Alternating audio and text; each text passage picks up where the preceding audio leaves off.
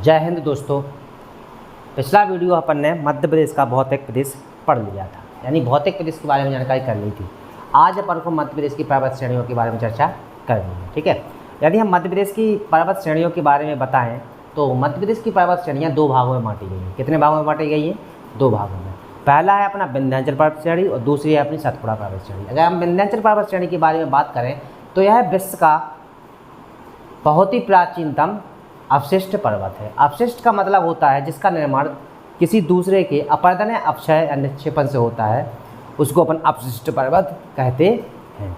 अच्छा, और विंध्याचल पर्वत जो है अपना नर्मदा और गंगा बेसिन के बीच में स्थित है, इसलिए इसको गंगा और नर्मदा का जल विभाजक भी माना जाता है। यदि हम विंध्याचल के बारे में चर्चा और करें तो विंध्याचल पर्वत हमारे मध्य प्रदेश के 22 जिलों में स्थित है। और दूसरा, यदि हम पूरी तरह से देखें कि विंध्याचल पर्वत कहाँ से कहाँ तक है तो ये अपना यहाँ राजस्थान से लेकर वहाँ बिहार तक स्थित है। ठीक है, अगर हम विंध्याचल पर्वत को देखें तो राजस्थान से लेकर कहाँ तक स्थित है? बिहार तक स्थित है।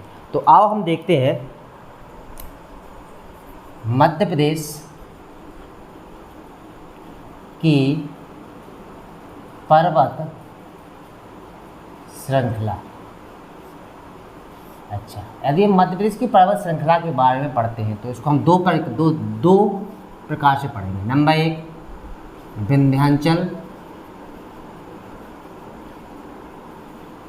विंध्याचल पर्वत श्रृंखला और नंबर 2 सतपुड़ा पर्वत श्रृंखला।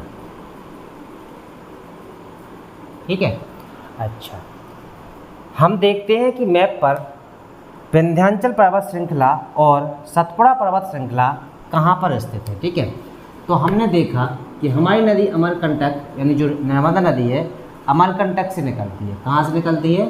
अमरकंटक से निकलती है और खंबात की खाड़ी अरब सागर में गिरती है।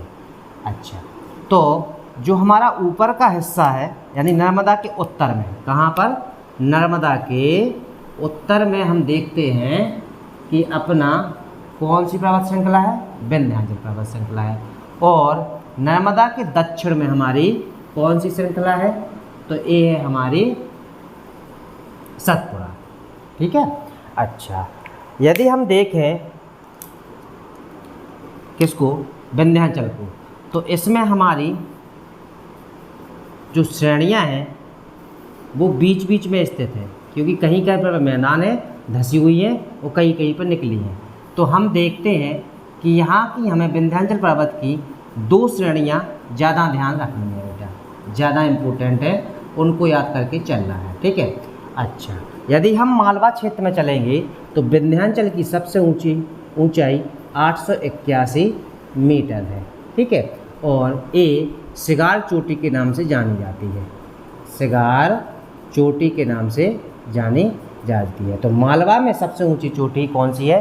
सिगार चोटी। और किसका भाग है ये? तो विंध्याचल पर्वत को। यदि हम कैमूर की बात करें तो कैमूर के लिए हम देखें, नहीं, भांडेर की बात करें, पहले भांडेर है तो भांडेर की बात करें तो भांडेर श्रेणी। ये श्रेणी कौन सी है अपनी? तो भांडेर श्रेणी। कौन सी है? भांडेर श्रेणी। और ए है अपनी कौन सी? तो कैमूर श्रेणी। कौन सी श्रेणी है? कैमूर श्रेणी। ठीक है, अच्छा, यदि हम भांडेर श्रेणी की बात करें बेटा तो ये अपनी पन्ना, छतरपुर और दमोह में स्थित है। किस में स्थित है? दमोह में स्थित है। और ये आपको पता होना चाहिए कि ये वाला जो हिस्सा है कौन कौन? पन्ना, दमोह और छतरपुर, ये हमारा किस में आता है? तो बुंदेलखंड में। बुंदेलखंड में। ठीक है, तो भांडेर श्रेणी की सबसे ऊंची चोटी कौन सी है? तो आपको याद करना है बेटा, सिद्ध बाबा की चोटी। कौन सी है? सिद्ध बाबा की चोटी। अच्छा, इसकी ऊंचाई कितनी है? तो 1172 मीटर। ठीक है, तो हमने क्या देखा कि भांडेर श्रेणी अपनी पन्ना, छतरपुर, टीकमगढ़ में है। जो पन्ना, छतरपुर, टीकमगढ़ किस में आते हैं? बुंदेलखंड में आते हैं। इसलिए बुंदेलखंड की सबसे ऊंची चोटी कौन सी है? तो सिद्ध बाबा की चोटी, जिसकी ऊंचाई कितनी है तो 1172 मीटर है। इसके बाद हम जैसे ही बेटा कैमूर में आते हैं तो कैमूर वाला क्षेत्र अपना कहाँ पर आ जाता है तो सतना, कटनी, रीवा, सीधी और सिंगरौली, और कौन सा है अपना सिंगरौली। ठीक है, इतने क्षेत्र में आ जाता है। तो ये वाला जो अपना क्षेत्र है विंध्याचल का, इसकी सबसे ऊंची चोटी कौन सी है तो ये है अपनी कौन सी गुडविल। कौन सी है गुडविल। ठीक, अच्छा, इसी को बोलते हैं अपन क्या कालूमार, और इसी को बोलते हैं अपन सद्भावना शिखर। कौन सा शिखर सद्भावना शिखर। अच्छा, और इसकी ऊंचाई कितनी है तो ये तीनों एक ही नाम है। इसकी ऊंचाई है 752 मीटर। कितनी ऊंचाई है इसकी बेटा तो 752 मीटर। ठीक है, अच्छा, यदि हम आगे चलते हैं देखते हैं कि इसी में कहाँ पर कैमूर श्रेणी में, कैमूर श्रेणी में ही अपनी एक श्रेणी और याद रखना, यहाँ पर बांधवगढ़ की पहाड़ियाँ हैं। इसी में कौन सी हैं अपनी तो बांधवगढ़ की पहाड़ियाँ, क्योंकि पेपर में पूछा गया था एक बार कि बांधवगढ़ की पहाड़ियाँ कहाँ पर स्थित है। तो ये कैमूर का हिस्सा है और विंध्याचल पे, यानी विंध्याचल किसका, कैमूर किसका है विंध्याचल पर, और कैमूरी में कौन सा आता है अपना तो बांधवगढ़ की पहाड़ियाँ आती हैं। इसके बाद हम आते हैं कहाँ पर तो सतपुड़ा पर।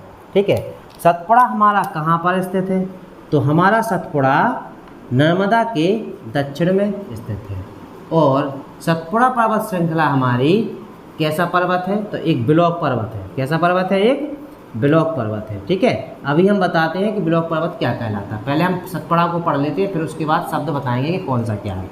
यदि हम सतपुड़ा की चर्चा करें तो इसको अपना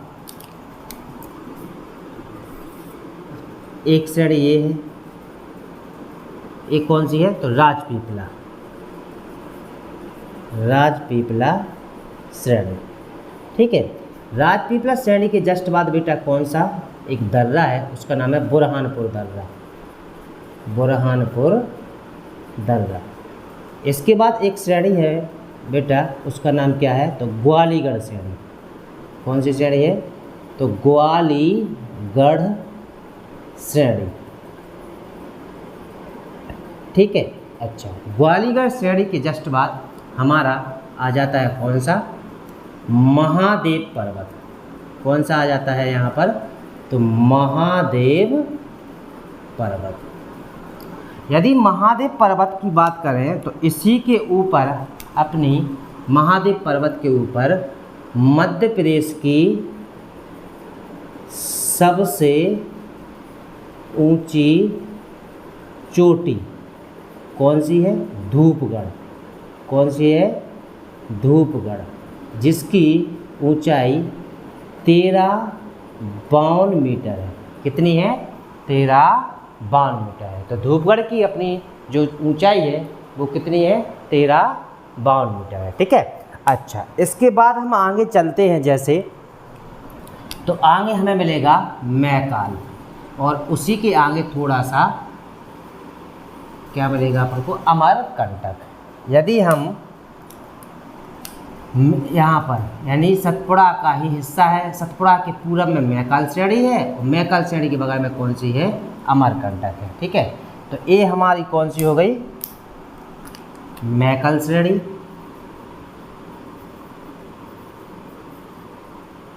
मैकाल श्रेणी, और ये हो गया हमारी अमरकंटक, अमरकंटक श्रेणी। यदि हम अमरकंटक श्रेणी से एक क्वेश्चन पूछ लेते हैं कि इसका आकार कैसा है तो यह अर्धचंद्राकार है। कैसा है अर्धचंद्राकार है।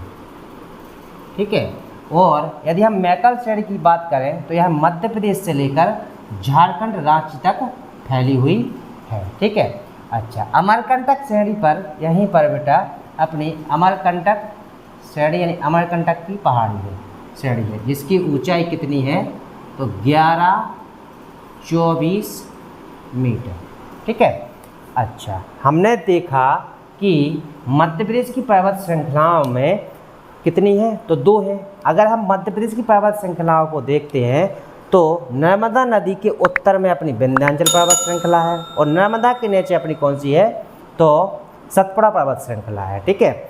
अच्छा, तो ऊपर जो अपनी विंध्याचल है उसमें मालवा वाले क्षेत्र में अगर ऊंचाई पूछी जाए कि विंध्याचल की सबसे ऊंचाई चोटी कौन सी है, तो वो कौन सी है, सिगार की चोटी। और यदि बेटा भांडेर की सबसे ऊंची चोटी कौन सी है, तो वो कौन सी है, सिद्ध बाबा की चोटी। और सिद्ध बाबा की चोटी कहाँ पर पड़ती है, तो बुंदेलखंड में। इसलिए क्वेश्चन पूछा जाता है कि बुंदेलखंड की श्रेणी यानी किसकी, बुंदेलखंड की सबसे ऊंची चोटी कौन सी है, तो वो है अपनी कौन सी, सिद्ध बाबा की चोटी है। अच्छा, कैमूर अपनी श्रेणी है। कैमूर श्रेणी जो अपनी है सतना, कटनी, रीवा, सीधी और सिंगरौली। कहाँ पर स्थित है, सतना, कटनी, रीवा, सीधी और सिंगरौली। उसकी सबसे ऊंची चोटी कौन सी है, तो गुड़बेल। कौन सी चोटी है बेटा, गुड़बेल है। और गुड़बेल उसी को जानते हैं अपन कालूमाल के नाम से, उसी को सतभावना के नाम जानते हैं। इसकी ऊंचाई कितनी है, तो 752 मीटर है। इसके बाद बांधवगढ़ पहाड़ियाँ कहाँ पर है, तो ये बेटा विंध्याचल का हिस्सा ही है। इसके बाद आ जाते हैं हम कहाँ पर, तो सतपुड़ा पर। सतपुड़ा पर हम जैसे आते हैं तो राजपीपला की पहाड़ी। कौन सी पहाड़ी है, राजपीपला की पहाड़ी। और बुरहानपुर दर्रा, याद रखना एक दर्रा यहाँ पर है, बुरहानपुर दर्रा। तो बुरहानपुर दर्रा के तुरंत बाद ग्वालियर श्रेणी है। ग्वालियर के बाद बेटा महादेव श्रेणी है। और महादेव पर ही अपनी कौन सी, एमपी की सबसे ऊंची चोटी कौन सी है, धूपगढ़, जिसकी ऊंचाई कितनी है, 1352 मीटर है। इसके बाद अपनी मैकल श्रेणी है। और मैकल श्रेणी के बाद कौन सी है, अपनी अमरकंटक श्रेणी। अमरकंटक अपनी कितनी ऊंची है, तो 1124 मीटर ऊंची इसकी पर्वत चोटी है। ठीक है। अच्छा, इसके बाद हम थोड़ा और बता दें आपको 2-4 पॉइंट कि राजपीपला जो अपनी है यहीं पर, ये राजपीपला कहाँ है, अपनी बड़वानी में। अच्छा, बड़वानी में अपना कौन कौन सी, याद रखना, अखरानी, पेपर में पूछ लेंगे इसलिए हम बता रहे हैं, फिर तो हम डिटेल से पढ़ेंगे इनको। अखरानी पहाड़ियाँ, बड़वानी पहाड़ियाँ,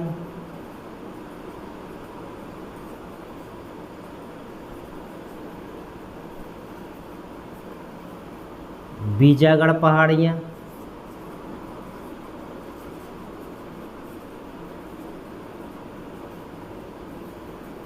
बीजागढ़ पहाड़ियाँ और असीरगढ़ पहाड़ियाँ।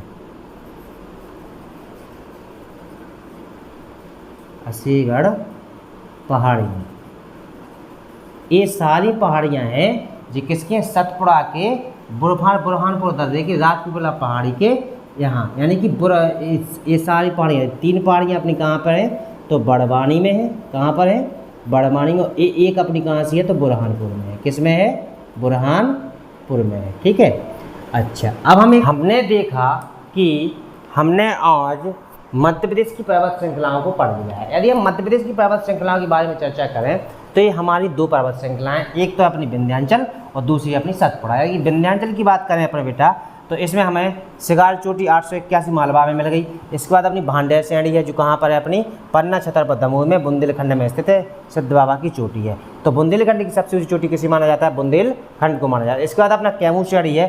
कैमूर श्रेणी सतना, कटनी, रीवा, सीधी, सिंगरौली में होती है। इसकी सबसे ऊंची चोटी कौन सी है, तो गुड़बेल, कालूमार, सद्भावना, इसी को जाना जाता है। इसकी ऊंचाई कितनी है, तो 752 मीटर होता है। ठीक है। अच्छा, इसके बाद हम देखते हैं सबसे नीचे आ जाते हैं तो कौन सा है, सतपुड़ा श्रेणी है। सतपुड़ा श्रेणी में देखते हैं बुरहानपुर दर्रा। बुरहानपुर दर्रे के पश्चिम में अपना कौन सा है, तो राजपीपला की श्रेणियाँ हैं। इसके बाद बेटा ग्वालियर की श्रेणी है। इसके बाद महादेव श्रेणी है। इसके बाद मैकल श्रेणी है। इसके बाद है अमरकंटक की श्रेणी स्थित है। अमरकंटक की श्रेणी है, अमरकंटक श्रेणी स्थित है जो 1124 मीटर स्थित है।